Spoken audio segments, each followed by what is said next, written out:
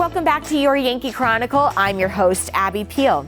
November is Hospice Month, and before it ends, let's hear from Dr. Jack Kirk on its role in one's life. It's not entirely an accident that we do this time of remembrance each year in the fall.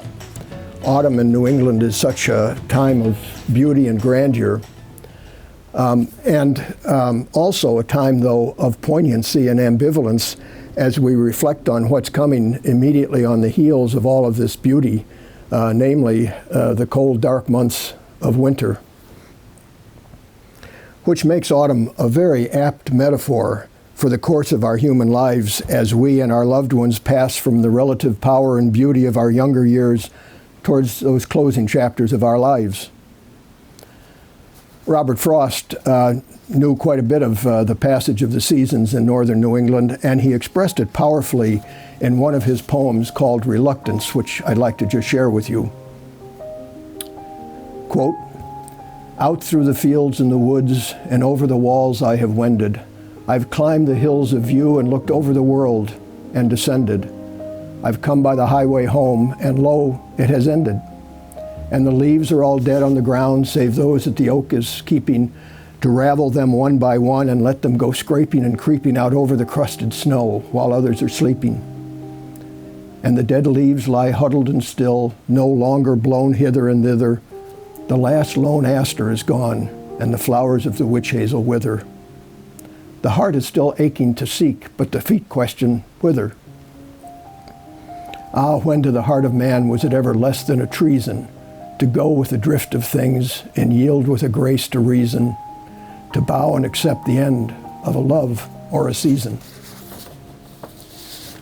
Now, we've all experienced the loss of loved ones, and in these experiences of loss, as we think about it, we sort of recognize that, like all metaphors, the metaphor for the seasons and human life, it limps a bit.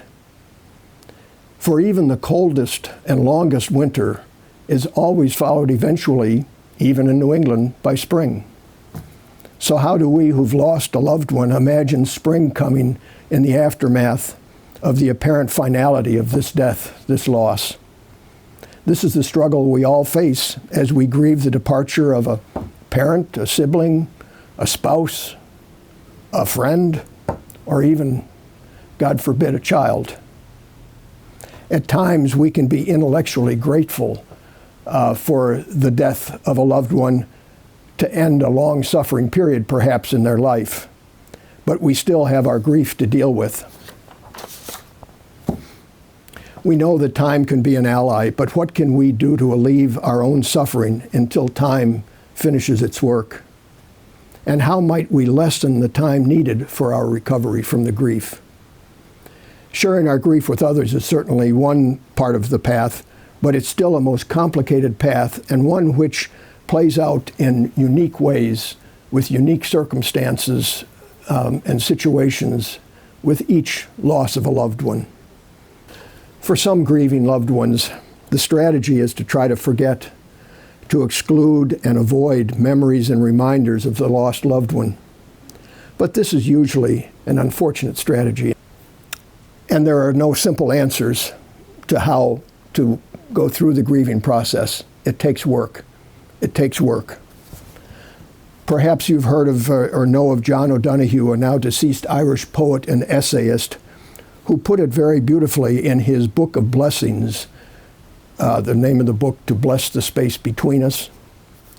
In his prayer for grieving, he described the hard work of sorrow and grieving, but that if we continue to do the hard work, the grief of winter can open again into spring. As he put in his final verse of the prayer for grief, it goes as follows, quote, "Gradually you will learn acquaintance with the invisible form of your departed, and when the work of grief is done, the wound of loss will heal, and you will have learned to wean your eyes from that gap in the air, and be able to enter the hearth in your soul where your loved one has awaited your return all along." Clearly, we trust that you're aware that the work of our hospice team doesn't end with the death of your loved one. We continue to work with you in what we call the bereavement process, and we trust that you will be able to take advantage of this part of our work to help you get to that place in your soul where your loved one has been awaiting your return.